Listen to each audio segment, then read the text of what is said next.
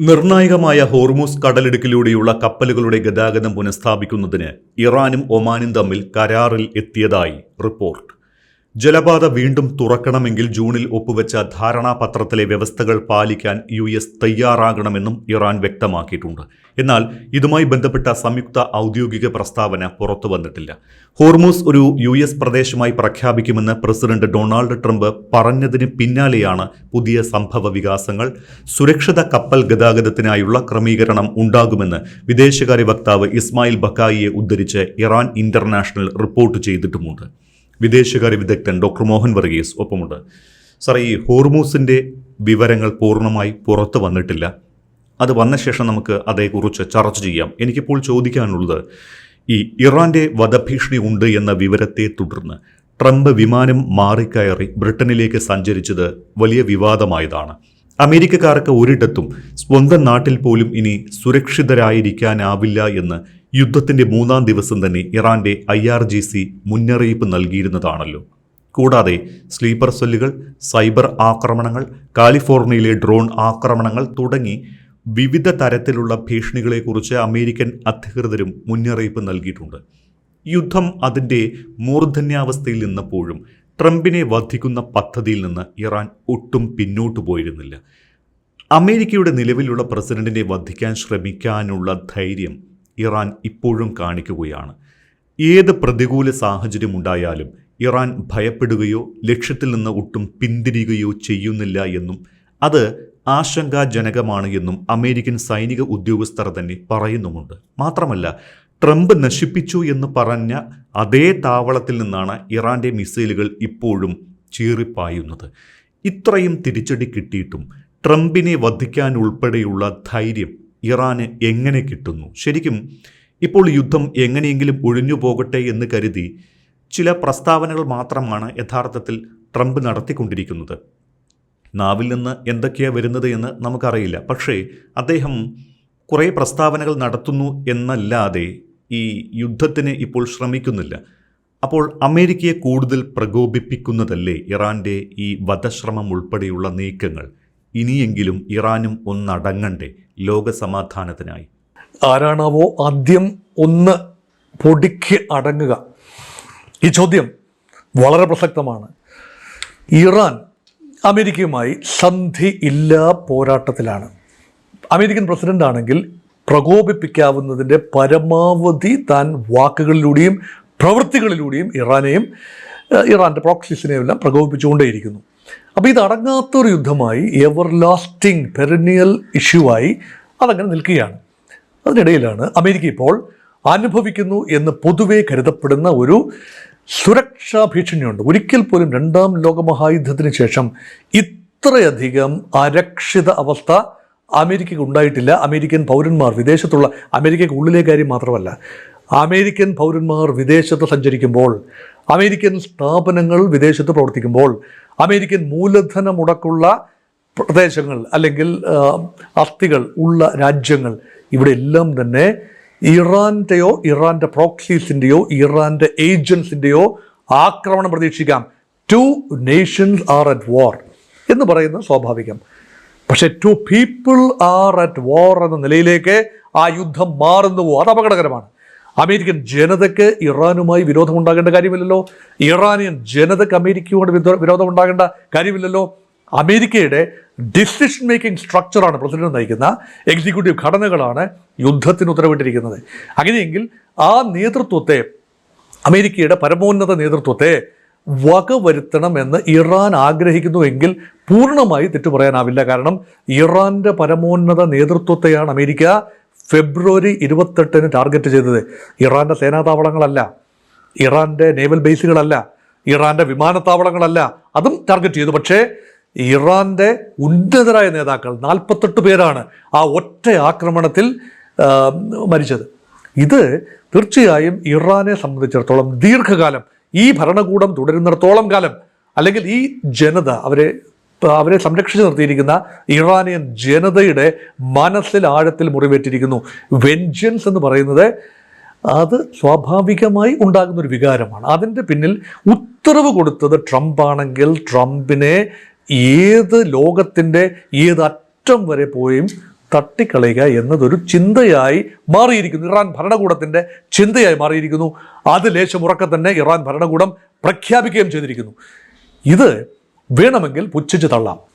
Trump അതിനെ പലപ്പോഴും വാക്കുകൾ കൊണ്ട് പുച്ഛിച്ച് അതങ്ങനെ കൊഞ്ച് ചാടിയാൽ ചട്ടിയോളം, പിന്നെയും ചാടിയാൽ മുട്ടറ്റോളം എന്നല്ലേ പ്രമാണം. അതല്ലല്ലോ, ഇറാൻ തന്നെ നിരന്തരം പിന്തുടരുന്നുണ്ട്.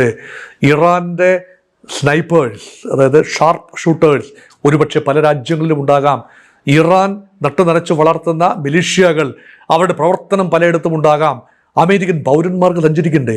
മധ്യപൗരസ്യ പ്രദേശത്ത് മാത്രമല്ല, ലോകത്തിൻ്റെ വിവിധ ഇടങ്ങളിൽ ഒരുപക്ഷെ അമേരിക്കൻ പൗരന്മാരെ ടാർഗറ്റ് ചെയ്തുകൊണ്ട് അറ്റാക്ക് ഉണ്ടാകാം. അമേരിക്കൻ ബിസിനസ് എസ്റ്റാബ്ലിഷ്മെൻറ്റ്സ് ലക്ഷക്കണക്കിനാണ് ലോകത്തിൻ്റെ പല ഭാഗങ്ങളിലും.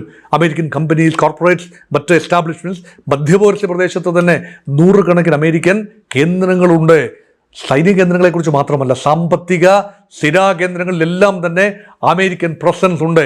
ഈ പ്രസൻസ് എന്ന് പറയുന്നത് they are like sitting ducts. അവരെ അറ്റാക്ക് ചെയ്യാൻ എളുപ്പമാണ്. അതുമാത്രമല്ല, ചാവേർ ആക്രമണം ഉൾപ്പെടെയുള്ള കാര്യങ്ങൾ ഒരുപക്ഷെ ഏതെങ്കിലും രാജ്യം പ്രാവർത്തികമാക്കാൻ ശ്രമിച്ചാൽ അവരെ കൊണ്ടേ പോകൂ എന്നതിൻ്റെ ഉദാഹരണമല്ലേ LTT. എത്ര ശക്തി ഉണ്ടായിട്ടാണ് LTTക്ക്? പരിമിതമായ വിഭവങ്ങൾ, പരിമിതമായ ടെറിട്ടറിയിലെ ആക്സസ്, ഹോസ്റ്റൈൽ ഭരണകൂടം, ഇതിനെല്ലാം മറികടന്നുകൊണ്ടല്ലേ രാജീവ് ഗാന്ധി വധം LTT ആസൂത്രണം ചെയ്ത്. എത്രയോ സ്ഥലത്താണ് ബെൽറ്റ് ബോംബുകൾ പൊട്ടിത്തെറിച്ച് എത്രയോ നേതാക്കളാണ് കൊല്ലപ്പെട്ടത്. ചാവേർ സ്ഫോടനങ്ങൾ നടത്താൻ ഏതെങ്കിലും ഒരു വിഭാഗം അല്ലെങ്കിൽ ഏതെങ്കിലും ഒരു ജനത ഒരു രാഷ്ട്രത്തിൻ്റെ അനുമതിയോടെ ഇറങ്ങി തിരിച്ചാൽ തടയാൻ ബുദ്ധിമുട്ടാണ്. ഇപ്പോഴും യാതൊരു പ്രതിരോധവുമില്ലാത്ത ഒരു രീതിയാണ് ചാവേർ ബോംബ് സ്ഫോടനങ്ങൾ. എത്ര ഇൻ്റലിജൻസ് ഇൻപുട്ടുകൾ ലഭിച്ചാലും ഏതെങ്കിലും ഒരു ചാവേർ ലക്ഷ്യസ്ഥാനത്തെത്തി സ്വയം പൊട്ടിത്തെറിക്കുന്നതോ അല്ലെങ്കിൽ ബോംബ് പ്ലാന്റ് ചെയ്ത് അല്ലെങ്കിൽ മാറി നിൽക്കുന്നതോ ഒക്കെ തടയാൻ ഇപ്പോഴും പരിമിതികളുണ്ട് എന്ന് അമേരിക്കയുടെ ഇൻ്റലിജൻസ് സംവിധാനം മനസ്സിലാക്കുന്നു. അതുകൊണ്ടാണ് അമേരിക്കയുടെ, നമ്മൾ ഒരു എപ്പിസോഡിൽ പൂർണ്ണമായി വിശദമായി കൈകാര്യം ചെയ്തതാണ്, തുർക്കിയുടെ തലസ്ഥാനമായ അങ്കാറയിൽ നിന്നും നേറ്റോയുടെ മീറ്റിംഗ് കഴിഞ്ഞതിന് ശേഷം ട്രംപ് തിരിച്ചു പോകേണ്ടത് അമേരിക്കയിലേക്കാണ്. വയ ഇംഗ്ലണ്ട് അല്ലെങ്കിൽ ലണ്ടൻ സിറ്റി വഴി അമേരിക്കയിലേക്കുള്ള പാതയിൽ ഉപയോഗിച്ചത് എയർഫോഴ്സ് 1 വിമാനമല്ല എന്നോർക്കണം. ഒരു കേറ്ററിംഗ് ട്രക്കിൽ കയറി മറ്റൊരു വിമാനത്തിലേക്ക് ക്യാമോഫ്ലാഷ് ചെയ്ത് മറ്റൊരു വിമാനത്തിലേക്ക്, അത് ഏതെങ്കിലും രീതിയിൽ ആക്രമണം ഉണ്ടായാൽ, ഇറാൻ്റെ സഹായത്തിലുള്ള ഏതെങ്കിലും ഗ്രൂപ്പുകളുടെ ആക്രമണം ഉണ്ടായാൽ അവരെ തെറ്റിദ്ധരിപ്പിക്കുന്നതിൻ്റെ ഭാഗമായി CIA ആസൂത്രണം ചെയ്ത ഒരു വൻ നാടകം. ആ നാടകം കളിച്ചു എന്ന് പറഞ്ഞാൽ യഥാർത്ഥത്തിൽ ഭയപ്പെടുന്നത് കൊണ്ടല്ലേ. പലപ്പോഴും ഡ്യൂപ്പുകളെ വെച്ചുകൊണ്ട്, ഡമ്മിയെ വെച്ചുകൊണ്ട്, അപരന്മാരെ വെച്ചുകൊണ്ട് റഷ്യൻ പ്രസിഡന്റ് ബോറിസ് യാൽസിൻ്റെ കാലത്തുണ്ടായിരുന്നു, ഗോർബച്ചേവിൻ്റെ കാലത്തുണ്ടായിരുന്നു, ഇപ്പോൾ ഇതാ പുട്ടിൻ്റെ കാലത്തും റഷ്യയിൽ അപരന്മാർ, യഥാർത്ഥ പുട്ടിൻ അല്ല പലപ്പോഴും വേദികളിലെത്തുന്നത് എന്ന് പോലുമുള്ള പല നിഗമനങ്ങളും ഉണ്ടായിരുന്നു. പക്ഷേ അത് തെളിയിക്കാൻ കഴിഞ്ഞിട്ടില്ല. പക്ഷേ എപ്പോഴും ഡമ്മികളുണ്ട്. അപ്പോൾ ആ രീതിയിൽ അമേരിക്കൻ പ്രസിഡന്റിനെ കുറിച്ച് ഒരിക്കലും അങ്ങനെ കേട്ടിട്ടില്ല. ആ രീതിയിൽ ഇനി ഡമ്മിയെ വെച്ച് മുന്നോട്ട് പോകേണ്ടി വരുമോ? അമേരിക്കൻ പ്രസിഡന്റ് ഡൊണാൾഡ് ട്രംപിൻ്റെ രൂപസാദൃശ്യമുള്ള ശാരീരിക ഫീച്ചേഴ്സുള്ള ഏതെങ്കിലും ഡമ്മിയെ പ്രസിഡൻ്റായി അയക്കേണ്ട ഗതികേടിലേക്ക് വന്നാൽ, ഇപ്പോൾ പാക്സ് അമേരിക്കാനയുടെ കാലമാണ്. അമേരിക്ക ഡിക്റ്റേറ്റ് ചെയ്യുന്നൊരു ലോകക്രമം. ആ ക്രമത്തിൽ ഇതാ തീക്കട്ടയിൽ ഊറും ഭരിക്കാൻ തുടങ്ങിയിരിക്കുന്നു എന്നതിൻ്റെ സൂചനയല്ലേ. So Donald Trump is on the run എന്നാണ് പറയുന്നത്. കാലിഫോർണിയയിൽ ഡ്രോൺ ആക്രമണം നടന്നിരിക്കുന്നു. അമേരിക്കൻ പ്രസിഡന്റുമാർക്ക് നേരെ എത്രയോ പ്രാവശ്യമാണ് വധശ്രമം നടന്നിട്ടുള്ളത്. 3 പ്രസിഡന്റുമാരെങ്കിലും വധശ്രമത്തിന് ഇരയായിട്ടുണ്ട്, ജീവൻ നഷ്ടപ്പെട്ടിട്ടുണ്ട്. പക്ഷേ ഡൊണാൾഡ് ട്രംപിന് നേരെ 2 പ്രാവശ്യം ആക്രമണം ഉണ്ടായി. ഒരു പ്രാവശ്യം ബുള്ളറ്റ് തലനാരിഴയ്ക്കാണ് മാറിപ്പോയത്. ചെവിയുടെ സൈഡ് ഭാഗം തുളച്ചുകൊണ്ട് ബുള്ളറ്റ് പോയി. ഒരു 2 ഇഞ്ച് മാറിയിരുന്നെങ്കിൽ ഇന്ന് ഡൊണാൾഡ് ട്രംപ് എന്ന വ്യക്തി ഉണ്ടാകുമായിരുന്നില്ല. അതുകൊണ്ട് എത്രയെല്ലാം സുരക്ഷാ സംവിധാനമുണ്ടെങ്കിലും American president is vulnerable to external attack. അത് അമേരിക്കയ്ക്കുള്ളിലാകാം, പുറത്താകാം. അതുകൊണ്ട് ഇറാനുമായി ഈ രീതിയിലുള്ള ഒരു പോരാട്ടം ഒരിക്കലും അമേരിക്കൻ പ്രസിഡന്റ് വിചാരിച്ചില്ല. ഒരുപക്ഷെ അഗ്രഷൻ, ഇറാനിൽ ഭരണകൂടം മാറ്റാൻ കഴിയും, ഇറാനെ തവിടുപൊടിയാക്കാൻ കഴിയും, ഇറാൻ തങ്ങൾ ആഗ്രഹിക്കുന്നത് പോലെ മെരുങ്ങി വരും. പക്ഷേ ഇപ്പോഴും അത് സാധിച്ചിട്ടില്ല, ഉടനെ സാധിക്കാൻ സാധ്യതയുമില്ല. അതുകൊണ്ടാണ് ഇറാൻ്റെ ഭാഗത്ത് നിന്ന് കൃത്യമായ പ്രസ്താവനകളാണ് ഇപ്പോൾ വന്നുകൊണ്ടിരിക്കുന്നത്. എന്താണ്? ഈ യുദ്ധം താങ്കൾ അങ്ങനെ വെറുതെ വിടാൻ ഉദ്ദേശിക്കുന്നില്ല. അമേരിക്ക സന്ധി ചെയ്തു എന്നതുകൊണ്ട് മാത്രം, അമേരിക്ക പിൻവാങ്ങി എന്നതുകൊണ്ട് മാത്രം തങ്ങൾ അടങ്ങാൻ ഉദ്ദേശിക്കുന്നില്ല. ആരെങ്കിലും ഒന്ന് അടങ്ങിയിട്ട് വേണ്ടേ? ഇപ്പം ആദ്യം യഥാർത്ഥത്തിൽ എന്താണ് വേണ്ടത്? ഇത് ഇറാൻ അനുകൂലമോ അമേരിക്ക അനുകൂലമായ ചിന്തയെ മാറ്റി വെച്ചിട്ട്, പ്രിയപ്പെട്ട സ്നേഹമുള്ള പ്രേക്ഷകരൊന്ന് ആലോചിച്ച് നോക്കൂ. ആരെയാണ് ആക്രമിച്ചത്? അമേരിക്കയും ഇസ്രായേലും ചേർന്ന് ഇറാനെ ആക്രമിച്ചു എന്നത് ചരിത്രപരമായ സത്യമല്ലേ? സത്യമല്ലാതെയാവുമോ? അതിന് കാരണം ഇറാൻ ഉണ്ടാക്കിയതാണ് എന്നത് വിശകലനം മാത്രമാണ്.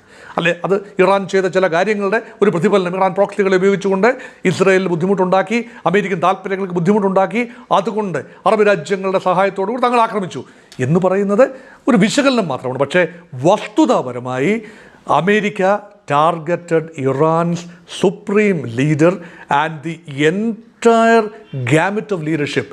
IRGCയുടെ തലപ്പത്തുള്ളവർ, സൈന്യത്തിൻ്റെ തലപ്പത്തുള്ളവർ, രാഷ്ട്രീയ മേഖലയിലെ ആളുകൾ, മുൻ മന്ത്രിമാർ എല്ലാവരും അടങ്ങിയ ഒരു സദസ്സിനെയാണ് പൂർണ്ണമായി അമേരിക്ക ഫെബ്രുവരി മാസം 28 കംപ്ലീറ്റ്ലി എലിമിനേറ്റ് ചെയ്തത്. അന്ന് മൊജ്തബ ഖുമേനി ഉൾപ്പെടെ അവിടെ ഉണ്ടായിരുന്നു എന്നും അദ്ദേഹം ചെറിയ ഒരു മാർജിനാണ് രക്ഷപ്പെട്ടത് എന്നും അദ്ദേഹത്തിന് ഗുരുതരമായി അംഗഭംഗം സംഭവിക്കുകയോ മുഖത്തിൻ്റെ ആകൃതി വികൃതമാക്കുകയോ ചെയ്തു എന്ന അൺകൺഫേംഡ് റിപ്പോർട്ടുകളുണ്ട്.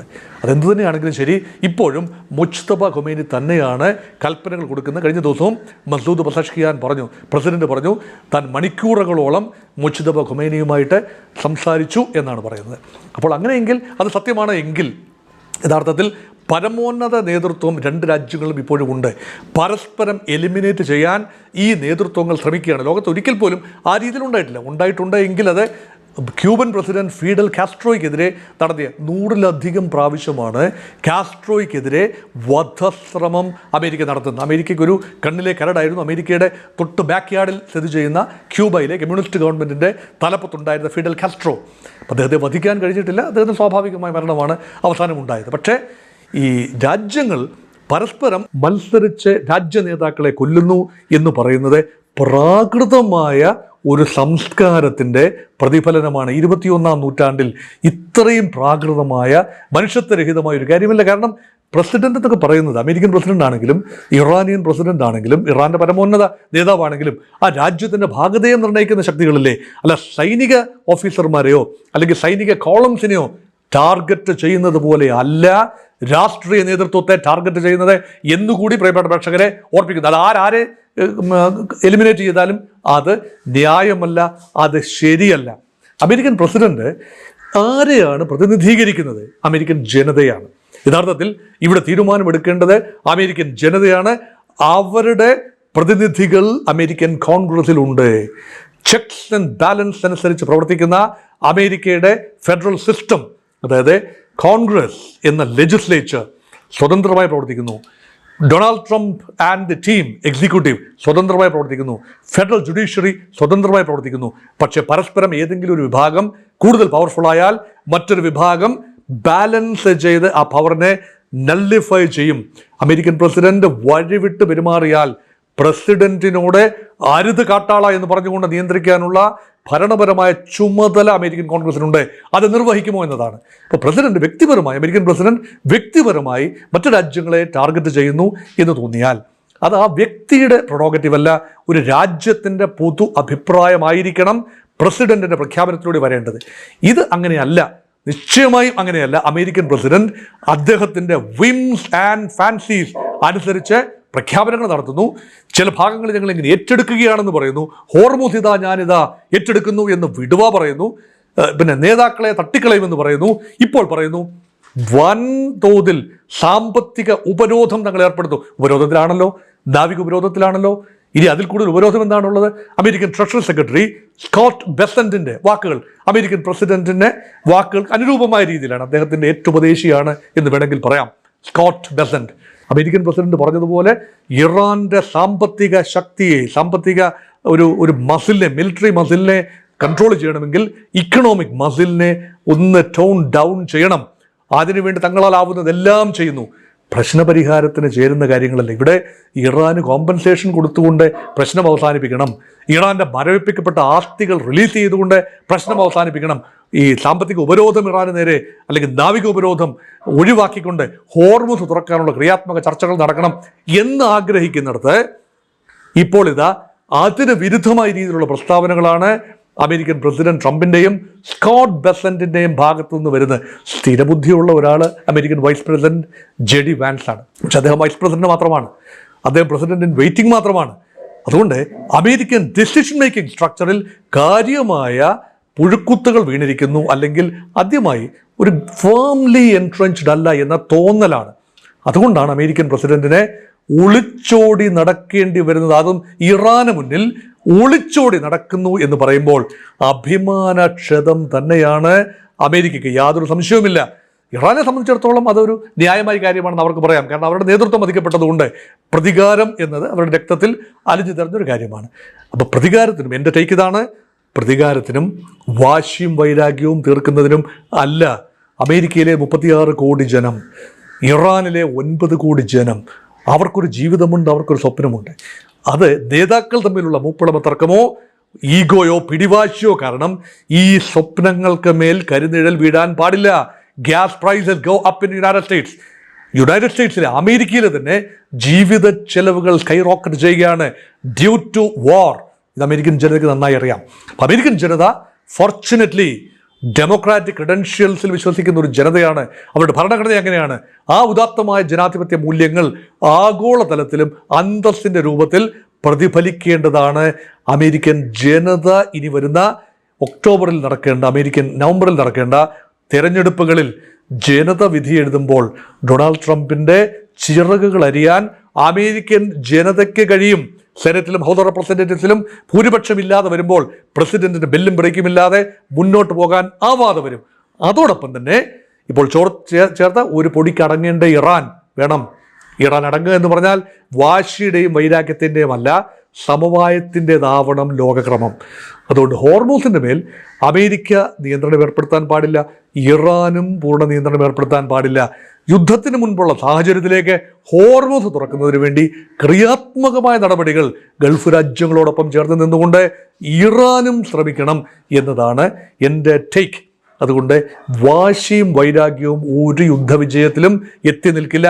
ഒരിക്കൽ പോലും അമേരിക്കയ്ക്കോ ഇറാനോ സമ്പൂർണ്ണമായ യുദ്ധവിജയം ക്ലെയിം ചെയ്യാനാവില്ല എന്നത് കൃത്യമായി പറയാനാവും. 6 മാസം കഴിഞ്ഞിട്ടും ആര് ജയിക്കുന്നു ആര് പരാജയപ്പെടുന്നു എന്ന് പറയാനാവുന്നില്ലല്ലോ. രണ്ടു കൂട്ടരും വിജയം ക്ലെയിം ചെയ്യുമ്പോൾ പരാജയപ്പെടുന്ന മാനവരാശിയാണ്, പരാജയപ്പെടുന്നത് ഈ രണ്ട് രാജ്യത്തെ ജനങ്ങളാണ്.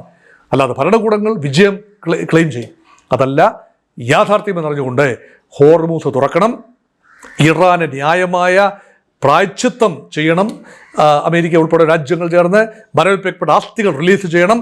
അത് മാത്രമല്ല ഒരു രാഷ്ട്രീയ നേതാവിനോ മത നേതാവിനോ എതിരെ ആരും തിരിയരുത്. ഇറാൻ അമേരിക്കൻ പ്രസിഡന്റിനെ ടാർഗറ്റ് ചെയ്യുന്നതോ അമേരിക്കൻ പ്രസിഡന്റ് ഇറാൻ ലീഡർഷിപ്പിനെ ടാർഗറ്റ് ചെയ്യുന്നതോ അനഭിലഷണീയമാണ് എന്നുകൂടി ഓർമ്മിച്ചുകൊണ്ട്, അതല്ല സിവിലൈസേഷന്റെ മാർഗം, അതല്ല സാംസ്കാരികമായ മാർഗം എന്നുകൂടി ഓർമ്മിപ്പിച്ചുകൊണ്ട് നിർത്തട്ടെ. നമസ്കാരം.